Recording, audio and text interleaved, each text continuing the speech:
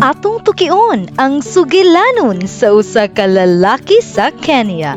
Kini ang sugilanon ni Elijah nga nagauluhan, buluwagan sa mga panalangin.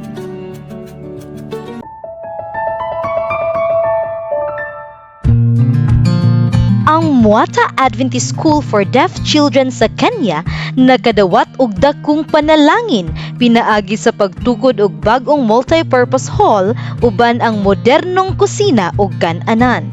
Kini nga proyekto natuman pinaagi sa halad sa mga miyembro sa simbahan sa 13th Sabbath offering ni adtong 2023.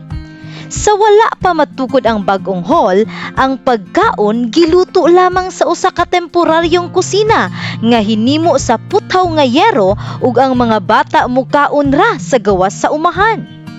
Ang pundo nakatabang usab sa pag-abli og bag-ong dormitoryo alang sa mga lalaki ug babay. Ang eskwelahan adunay 63 ka estudyante nga nag-edad og 4 hangtod sa 18 anyos. Ang pagtukod nagsugod sa ulahing bahin sa 2024 ubos sa pagdumala ni Elijah, usa ka 36 anyos nga Seventh-day Adventist foreman.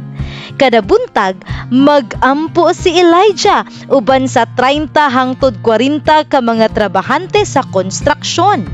Kadaghanan sa mga trabahante dili Adventista.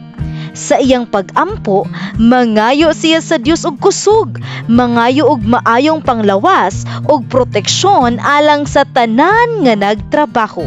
Sumala ni Elijah, gitubag gayud sa Dios ang ilang mga pag-ampo kay sulod sa 3 ka bulan nga pagtukod, walay nahitabong aksidente o kadaot, walay nangawat sa mga materyales sa konstruksyon, ug walay trabahante nga nagtambong nga hubog.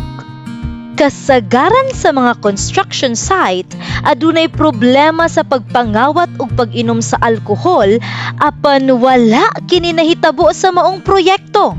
Sa unang adlaw, adunay mga trabahante nga nangabot nga hubog apan giingnan sila ni Elijah nga dili sila makatrabaho kung hubog sila. Pagbalik nila pagkasunod adlaw, dili na sila hubog. Sa paglabay sa panahon, ang mga trabahante mismo nagdasigay sa usag-usa nga likayan ang pag-inom aron makapadayon sila sa trabaho.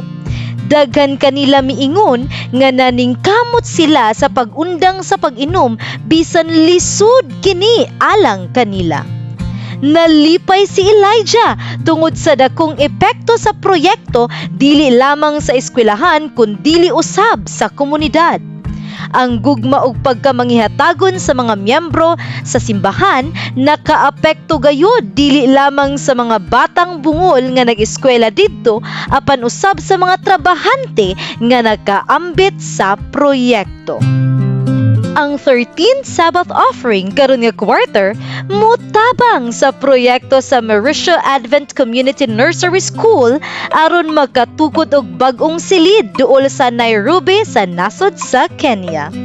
Daghang salamat sa inyong pagplano og madagayaon nga halad.